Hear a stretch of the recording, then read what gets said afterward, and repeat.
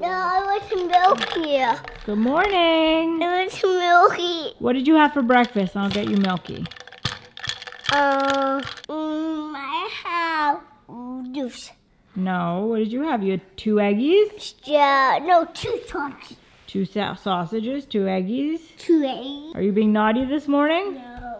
What time did you wake up? 1 You woke up at 5:30 in the morning. What's going on, guys? It is bright and early. I'm at the office, not feeling great. Have not been sleeping well. Theo goes to daycare, so I get sick like once a month. Before he went to daycare, I got sick like once every 4 years, so this is not great. But I am making my morning coffee, and we've upgraded our coffee setup at the office a little bit here. So I have this cool kettle, and then I just have my coffee grounds here.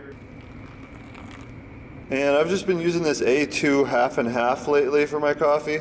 And I've been seeing this a lot more in the grocery store, this A2 milk. It's even, I think, at like the Publix and Kroger now. So I'd probably do like a 1/4 cup. And this is a little bit higher in carbs. There's 1 carb per 2 tablespoons. So that's 2 carbs per cup of coffee. And I also add some stevia. And there you have it.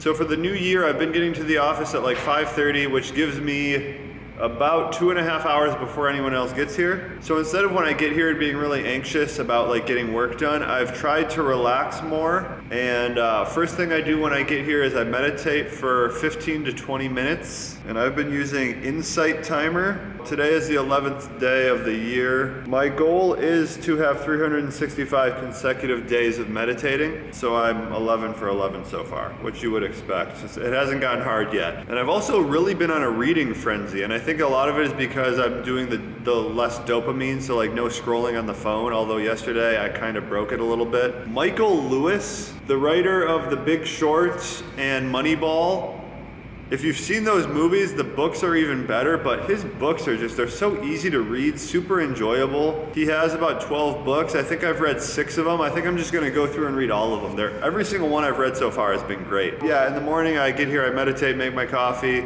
I read for a half hour, and then I catch up on sports if I need to. So like I know the national championship for college football was last night. Obviously I couldn't stay up and watch it. So I watched the 10 or 15 minute highlights on YouTube the next day. But I don't look up the score beforehand, so it's just as exciting as the real game. Hi, buddy. Hi, Felix. Good morning. Hello. Hi, there's that smile. He scratched up his head. I want to do that. What are you eating? Blueberry. Frozen blueberries, your favorite mid-morning snack. All right, it is lunchtime, guys, and this is a bowl of cottage cheese and scrambled eggs in butter, and then I topped it with some Italian seasoning. So this is the cottage cheese that I've been getting. I really like bladder friendly and tasty. And then I have some scrambled egg here for Theo when he gets back from his walk with my mom. And that's what's going down right now. And I'll probably have a snack after this, and I'll show you what I get. And I just got these blueberries from Costco. It's 18 ounces, so it's a big size. And we always get our blueberries in bulk because Theo loves them. We freeze half of them, we keep half of them fresh, and I've been snacking on them a lot. And they're organic and just like perfect. Everyone is perfect. There's no like moldy ones. So I'm pleased to say that Costco does have some good produce. I eat a bunch of these, super good. And hang out with Felix. He's in the living room. I'll show you him. He's so cute right now.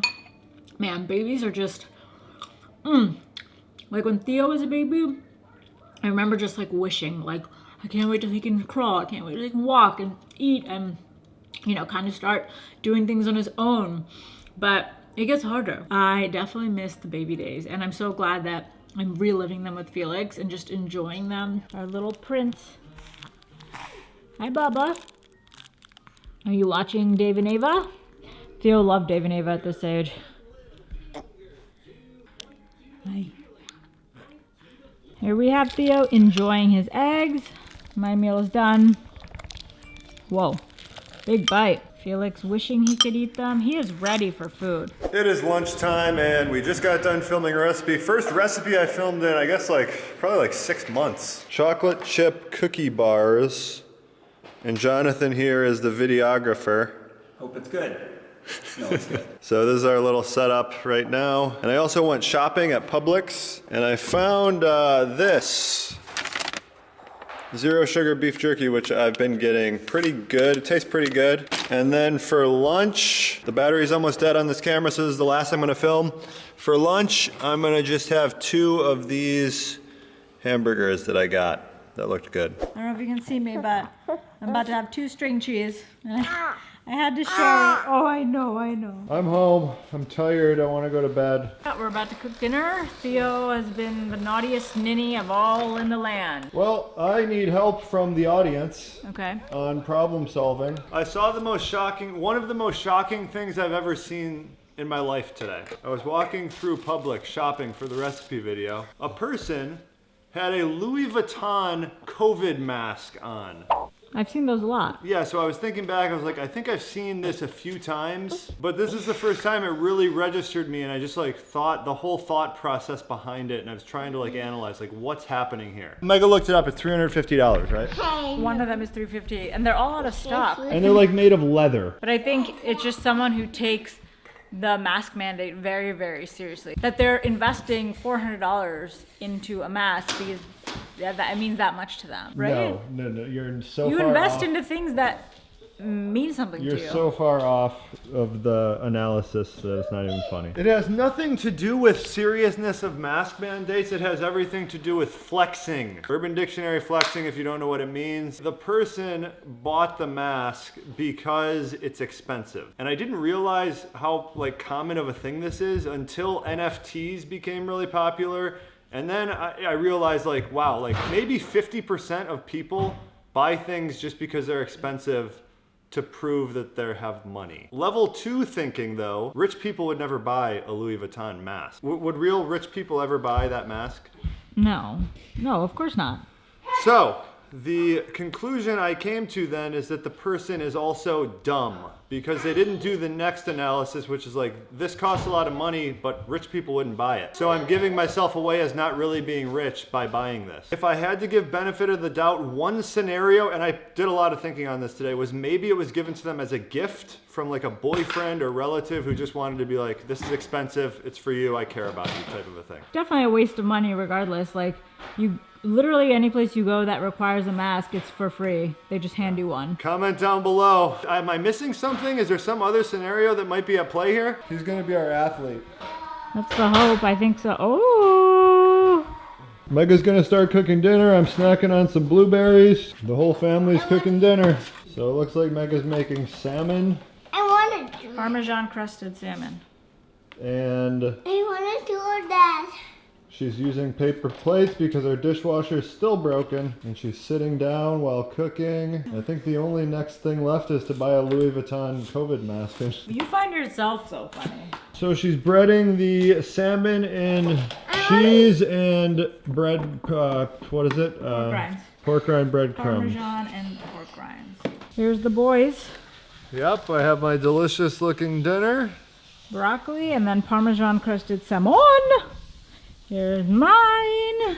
Why we don't eat at the table. We should eat at the table. We used to, but then you prefer eating in front of the TV. I think once Fifi starts eating, we should do table every night. Yeah. Theo needs some structure when he's home. Just finished up dinner. It was decent. You didn't love it? I didn't really love the flavor combos there. Okay, I'd give it a 6 out of 10. Okay. But really, the scale goes from 5 to 10 because I would never give anything you make under a 5. And we have a sponsor for today's episode. It is Perfect Keto. They're back again. They have a lot of food items now, like snack items mostly. These bars are really good. I'm actually going to have one of these as an after dinner snack. I think, do they have more flavors than this now? I believe they do. Those are the OGs though. These are called Nola bars, and it's like a take on granola bars, but without the grains and stuff. And they're lower calorie than a lot of the other things, so it's 140 calories, 2 grams of net carbs. So these are really tasty, good snack. I bring them to work with me sometimes. And of course, they have all of their delicious powders. They're not delicious on their own, but if you add them to stuff, they're great. Really good flavors. MCT oil powder and the Keto collagen, which is a combination of MCT oil powder and collagen powder. Those are really good. I put those in my coffee sometimes. Yeah, these have been kind of more of my go-to lately. Yeah, so it's kind of like a chewy granola bar, like the Chewy brand. Delicious stuff. They have tons of good snacks, powders, supplements, anything you need for keto. They have keto starter bundles and stuff, and we actually have a full review post at ketoconnect.net, which kind of tells you what our favorites are. And we're not sure if there's a deal going on right now, but if there is one, I'll talk about that in the description of this video. Perfectketo.com, that's where you go. Do you think there will ever be some sort of slow or even abrupt exodus from the internet and social media? More so social media, not like the internet's kind of like essential and like kind of good overall. But I think more and more people, I was talking about this with Mega the other day. I compared it to smoking. Like most people that use social media at all, like for over 30 minutes a day, they know it's bad for them. They view it as a negative, but it's like they can't really quit it. Kind of like cigarettes. No, I don't think that's ever going to happen. I think we're only going to get more and more invested in the